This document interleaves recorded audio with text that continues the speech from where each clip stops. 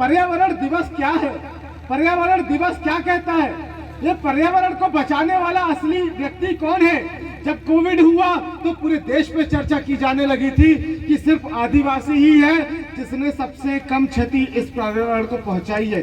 सिर्फ आदिवासी की ही संस्कृति ऐसी है जिसने सबसे ज्यादा इस देश की, दुनिया की सभ्यता को और पर्यावरण की जो सभ्यता है उसको बचा के रखा है। इसलिए आदिवासियों को सैल्यूट भी किया गया था। इसलिए तो यूनाइटेड नेशन डिक्लेरेशन हम लोगों को स्पेशल डिक्लेरेशन करके देता है, परंतु हमको प्रमाणित करना पड़ेगा। क्यों प्रमाणित करने पड़ेगा? क्योंकि आज भी जब हमारे समाज का व्यक्ति किसी भी स्थान पे जाता है तो उससे बार बार उसकी पहचान पूछी जा रही है। वो नौकरी में जाता है तो उससे पहचान पूछी जा रही है, और यदि हमारे समाज का व्यक्ति अपनी पहचान को वहां पे प्रमाणित नहीं कर पा रहा है तो हमारे समाज का जो व्यक्ति हमारे समाज का आरक्षण लेकर, हमारे समाज का खून पैसे का, हमारे समाज का ये पीला जो गमछा हम लोग पहने हुए इस सम्मान को लेकर जाता तो है, परंतु हमारे पास हमारा लिटरेचर नहीं है, हमारी व्यवस्था तैयार नहीं है, उस वजह से वो गुमराह हो जाता है और वो प्रमाणित नहीं कर पाता है कि आदिवासी असल में कैसे असली देश का मालिक है। मेरे भाई, यह बात वहां पे रखने के लिए जाना पड़ेगा। जाने के लिए वैचारिक संगोष्ठी की जरूरत है। बात हम लोग करते हैं कि हमारी इतनी रियासतें थी, 52 गढ़ थे, किसके? राजगोंडों के 52 गढ़ थे, तो वहां पे 57 परगना थे, किसके? वो परगना पानालों के थे। क्या काम करते थे वो परगना? वो परगना हमारे सांस्कृतिक शिक्षा का केंद्र हुआ करते थे। और आदिवासियों पे सिर्फ ये गोंडवाना समाज, सिर्फ ये गोंडवाना समाज है जिसके पास, जब मैंने post graduation diploma in tribal study की पढ़ाई कर रहा था उस समय मैंने वहां पे एक चीज पढ़ी कि आदिवासियों में सिर्फ ये गोंडियन संस्कृति ही एकमात्र ऐसी संस्कृति है जिसके पास इसका अस्तित्व, एक ऐसा अस्तित्व विद्वान है जो इंटरनेशनल ट्राइबल्स को कल्चरली डिफाइन कर सकता है, कल्चरली उनको वहां पे बता सकता है कि वो कैसे इस देश का मालिक है, सिर्फ हमारे पाटाओं के माध्यम से। आपको बताना चाहूंगा, आज ये सतरंगी झंडा हमारे सामने है।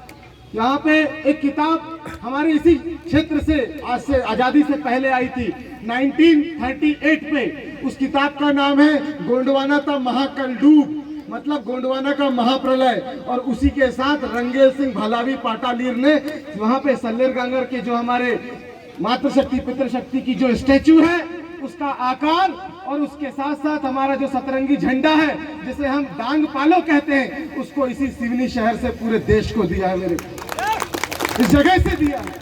ये बुद्धिमानों की भूमि है और गर्व करना चाहिए कि कहने के लिए तो 47 आदिवासी थे, 47 आदिवासी विधायक थे, मगर किसी आदिवासी विधायक को इतना दम नहीं था कि अपनी जो टेरिटोरियल हमारी इंडिजिनस पीपल की भाषा है उस पे जाके शपथ लेके दिखाए। और वो गर्व हमको करना चाहिए कि हमारे माननीय विधायक जी ने वो काम वहां पे करके दिखाया। बेशक अभी मेरा भाई हमसे कह रहा था कि आप गोंडी में क्यों नहीं बोलते, मैंने एक ही बात कहा, अगर मेरा समाज जो पैसा कमाने के बाद अपना एक एक मकान बना रहा है, दूर दराज बना रहा है, वो अपने मकान पे एक एक दीवार कम बनाए और उस दीवार का पैसा उठा के हमारे समाज के लिए ऐसे स्कूल बनाए जहां पे हम अपनी संस्कृति को लेकर चल सके और सम्मान के साथ पूरे दुनिया के यूएनओ के अंदर सिर्फ एक ही फिलॉसफी गई है। वो किसकी फिलॉसफी गई है? हिरासू का मुठवा की फिलॉसफी गई है, वो पहंदी पारी कुपार लिंगो की फिलॉसफी गई है, वो रायतार जंगो की फिलॉसफी गई है, वो दाई कली कंकालिन की फिलॉसफी गई है। और उस फिलॉसफी को इन्होंने प्रमाणित किया है कि ये एक्चुअल में इंडिजिनस पीपल की फिलॉसफी है जो इंटरनेशनली पूरे ट्राइबल को कल्चरली रिप्रेजेंट कर सकती है। इस बात को डेराइव यहां से किया गया है। तो कोशिश ये की जाए, हमारे यहाँ पे जब हम घोषणा कर रहे थे तो मेरी एक विनंती रहेगी कि भवन चूनाभट्टी में भी है, भवन इधर भी है, उधर भी है। मैं गया कुछ भवनों में अभी ताला पड़ा हुआ है, किसने लगा के गया यही नहीं पता। आदिवासी समाज के भवन बहुत बने हैं, मगर एक कल्चरल इंस्टीट्यूशन तैयार किया जाए जहां से हम अपने समाज के लोगों को कल्चरली तैयार कर सकें। प्रमाणित करने के लिए वकीलों के पास कंटेंट होना चाहिए।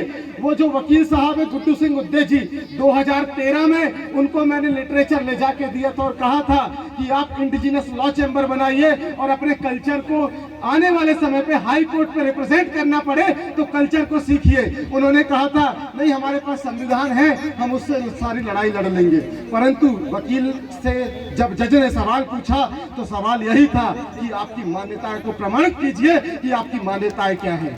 और ये एक ऐसा चाबुक था, ये एक प्रकार से ये जो जिन लोगों ने यहाँ पे जो प्रोपेगेंडा करने वालों ने एक विशेष प्रकार का पूंजीवाद का राष्ट्र बनाने के लिए जो निर्णय लिया हुआ है, माफी वीरों की जो अवैध संतानें हैं, उन लोगों ने जो निर्णय लिया हुआ है 1925 पे, वो 2025 पे इस भारत देश को आदिवासी मुक्त देश बनाना चाहते हैं। और उसके लिए वो यहाँ पे वनवासी नाम देकर उनकी पहचान को खत्म करने का प्रयास कर रहे हैं। और अगर उनको हमको अपनी पहचान बचाना है और सम्मान के साथ जीना है तो मैं बस इतना कहूंगा कि हम अपनी संस्कृति को तैयार करें, अपने इंस्टीट्यूट तैयार करें। जैन समाज का व्यक्ति आता है उसके पास उसका गुरुकुल है, यहाँ पे सिंधी समाज का व्यक्ति आता है उसके पास उसका स्कूल है, यहाँ पे बनिया समाज का व्यक्ति आता है तो उनके पास भी उनके स्कूल है। ये आदिवासी समाज जिसकी जनसंख्या इनके समाज से कई गुना ज्यादा है, हमारे पास आज भी हमारे समाज से चलने वाला एक स्कूल नहीं है। अगर वो एक स्कूल को इनिशिएट किया जाए तो मैं डेफिनेटली कहता हूं कि ये गोंडी बोलने वाले मात्र नहीं, हम तो यहाँ पे कुछ मिक्स गोंडी बोल रहे हैं। हम गोंडी में लिटरेचर्स को तैयार करके हम पूरे इंटरनेशनल फिलॉसफी को रिप्रेजेंट करने वाली कौम का निर्माण फिर से इस सिडनी शहर से करेंगे। हो सकता है कि वो 1938 था और यही सिडनी शहर ने 1918 पे गोंडी भाषा के प्रमाणित करने के लिए गोंडी की लिपि भी दी है।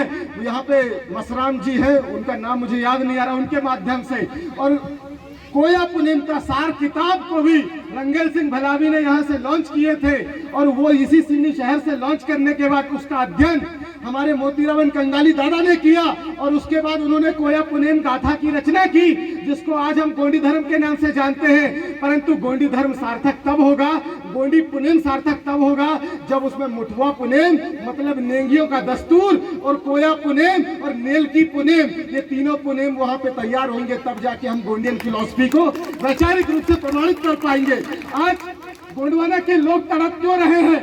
तुम्हारे घर में कीकरी बाना नहीं बज रहा, तुम्हारे घर में कोई नेंगी आके तुम्हारे देव नहीं जगा रहा, तुम्हारा घर पूरा भ्रष्ट हो गया है, तो कहां से तुम्हारा किस्मत खुलेगा? कहां से तुम्हारा किस्मत खुलेगा?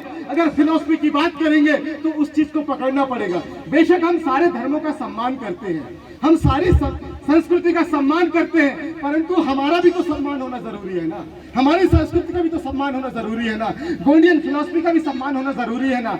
और जब ये लोग हमसे कैसे लड़ रहे हैं? ये लोग हमसे सांस्कृतिक राष्ट्रवाद के नाम से लड़ रहे हैं। अरे जिस दिन इनको आदिवासियों की संस्कृति पता चलेगी तो इनका अद्वितीय जो सिद्धांत है वो भी पीछे रह जाएगा, इनकी जो फिलॉसफी है वो भी पीछे रह जाएगी। वो है आदिवासियों के पास उनकी संस्कृति के रूप से खजाना है मेरे भाई। और इसी के साथ समय भी हो रहा है, मैं धन्यवाद करता हूँ कि मुझे संक्षिप्त समय पर अपनी बात यहाँ पर उद्गार करने का मौका दिया। सजोर पेंता, बड़ा पेंता, हीरा सुका मुठवाना, पांदी पारी कुपार लिंगोना, रायतार जंगोना, गाई कली कंकालीना और हमारे आवल बावल ना। और धन्यवाद तमाम अंतिम दीर्घ में बैठे मेरे भाइयों को, सेवा जोहार। और सम्माननीय मंच आपको भी सादर सेवा जोहार।